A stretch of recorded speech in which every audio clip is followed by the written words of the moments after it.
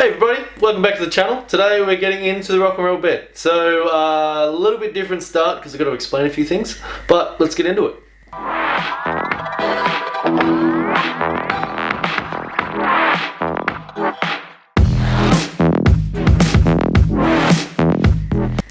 Okay, so to start this episode, a little bit of technical information before we start. Just going to clear up a few things so when we're watching it makes a bit more sense.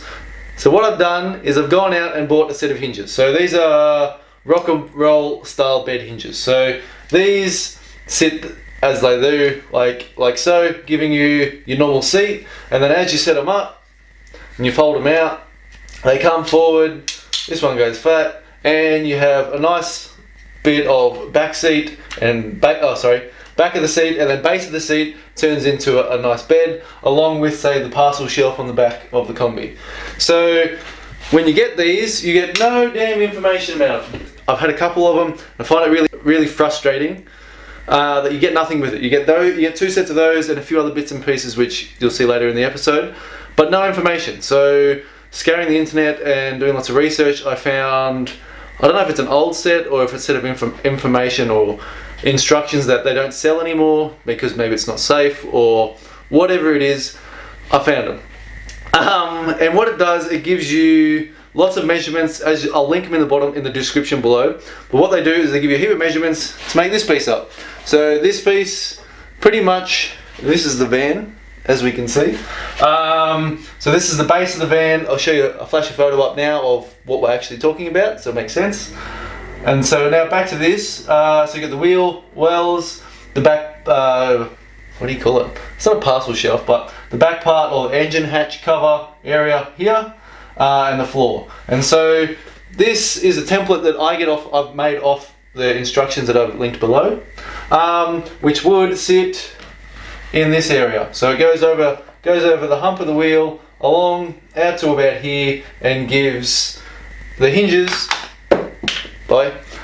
Gives the hinges a nice place to bolt to, and so gives you all the mounting bolts here, and gives you all the mounting locations for this dot here and this one here. So these two, which line up with these two holes, and so when you screw them all together like so, the bed hinges sit like that. What I did found and what I did do was when you set the hinges up like so, and they sit there like that, this angle is really perpendicular. So your back is really straight and you kind of feel like you're going to tip forward. Whereas I feel like in most seats you want to tilt back a little bit. So what I have done is, using this template, I made this one just out of a scrap piece of wood. I belted another piece on the front here to go this way. And then bolted the hinges on. And then so what I did, I put that in the car. I used a little bit of a few L brackets and tech screwed them into the combi. Yeah, there's a few extra holes, but we fix that later. And then that way I set the bed up, and you can rock and roll the bed and work out how you're going to get it all to work. And so what I find is it sits up too straight. So the first part on this test is that I push this one, instead of being down here, I pushed it up just to give you a little bit of tilt.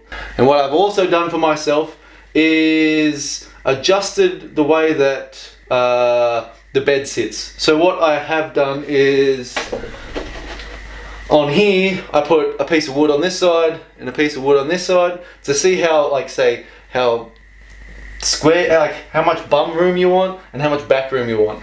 But also what you got to make sure is, when you are making this back piece for where your back would normally sit, you got to make sure that when it comes up like here, that you can still see out the rear window. So the rear window sits like about here, and you want to still be able to see out here through your rear vision mirror.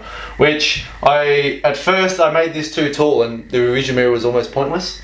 So I ended up lowering it, and then when you lower it, you kind of have to push it back a little bit, because what happens is if that sits like that, and then you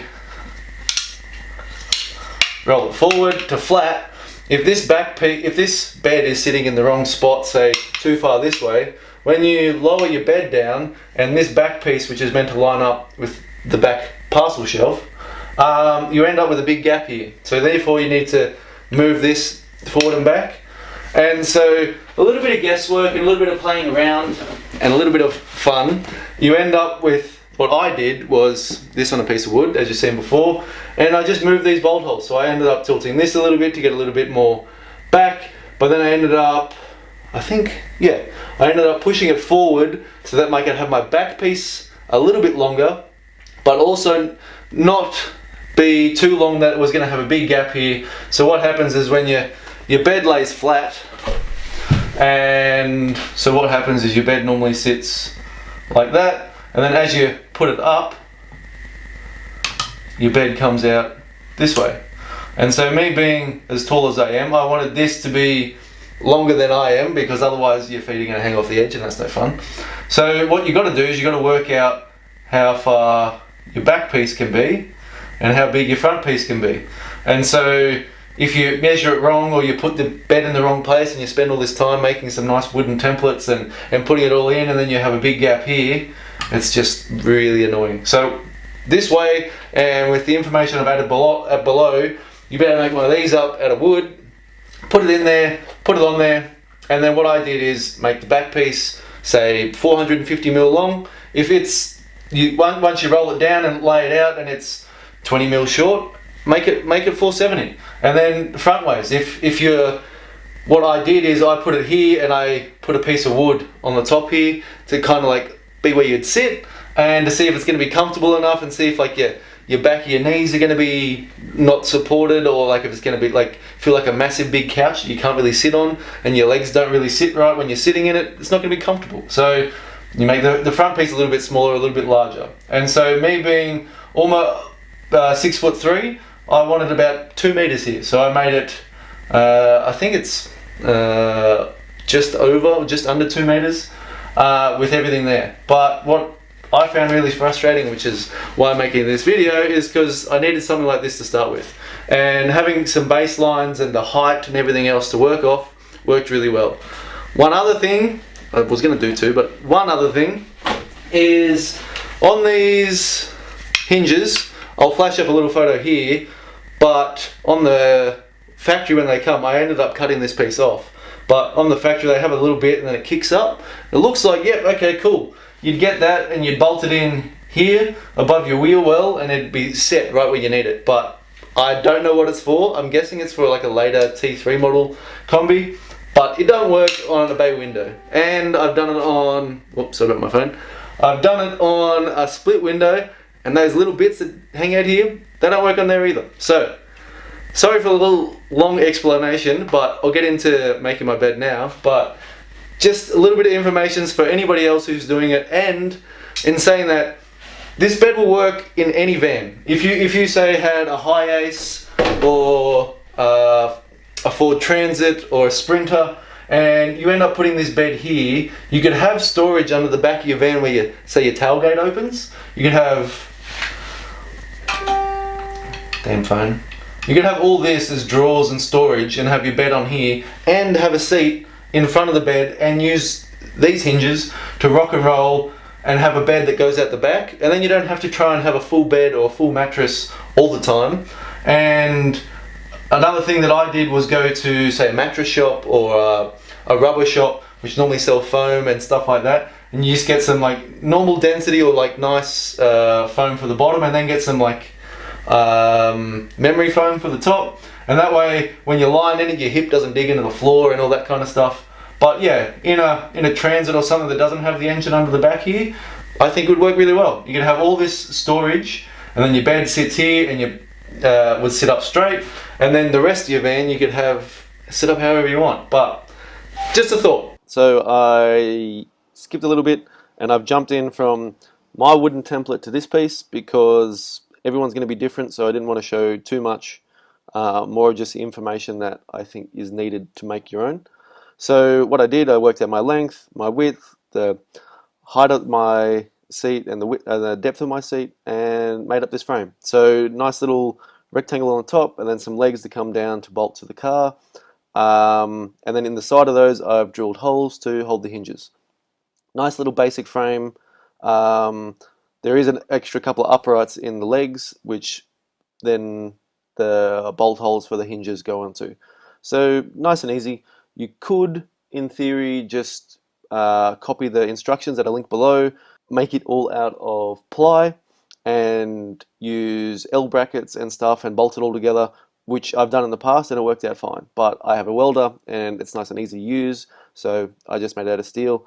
Probably a little bit stronger and just a little bit more space saving because I'm not using so much wood to keep the strength. Oh, actually, also in here I need to make some little tabs that go off there. Actually, I'll come onto the wheel arch here, that I can put a big spacer on the bottom underneath the wheel arch and the plate up the top here and bolt through it so it's got some nice sandwich, some nice strength to it. And then on that side I'm going to come down off here because I can actually get to the back bit. That back wall, the straight up and down bit I can't get to, or the more up and down bit I can't get to because the fuel tank's in the back. So probably off this edge I'll come out a little bit and make another sandwich plate from underneath that I can get to. And then the floor, I've adjusted these pieces. This one's 10mm off that base piece, this one's 20mm off, and so the difference is that the floor should slide in and it should sit level. So let's hope my maths works. But yeah, that's the next stage of the bed. So let's get into pulling. I'll pull this back out, grind up all the tacks, weld up the whole base, and then start chopping up the baseboards.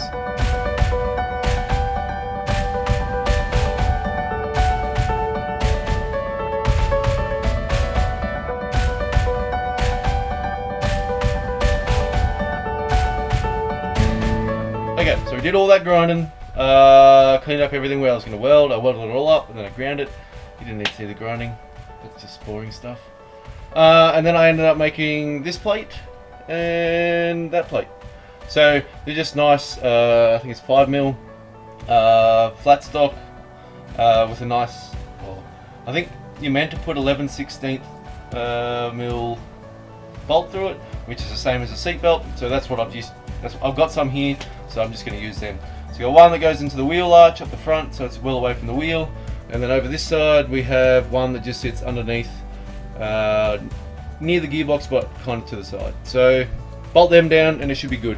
So now next up is to bolt the hinges back on and cut some wood. So let's jump into that. Okay, that's better. Different camera. So we have it done.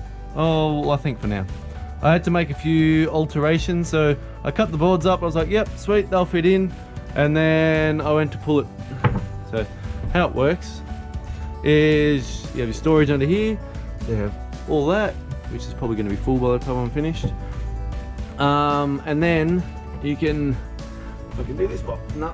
Oh no! Yes, so as you pull this bit up, that bit folds back. Oh no. Come on. Yeah, that bit folds there, that bit folds there, and we have the bed. And then, yeah, that's it. So then this piece can still lift up and you can still get into the bottom of there, as well as having a sleep. But I've stuffed up a little bit, so on my mounts down here, measured for the floor, everything else, and then I tried to make that bracket level with the back of the floor. I was like, yeah, sweet, that'll make everything really nice and level, and I put some nice wood up there to level it off. And then I realized after I put this 20mm of pine on here, that's going to be 20mm different. But I was just thinking after I stuffed up, and what I'll do is I'll get like some 25mm, maybe some 25mm memory foam, and I'll put it on the back piece of foam, which is a piece that sits over the back there, so you can lie down on, and so that it'll bring it up that difference. So I think the memory foam will be nicer up the shoulders and head as well. But I think that's going to do. I've had a bit of an annoying day. I had to stuff up here as well. My circular saw wasn't helping me today. I don't know if it was me or the saw. We'll blame me. Bit of an annoying thing, but hey, it happens. Okay, jumping a little bit forward in time, but it matches up with doing the bed install and making it. So after I made those boards and tested them, kind of, as you can see, I pulled them out, drilled some holes and put some T-nuts in them.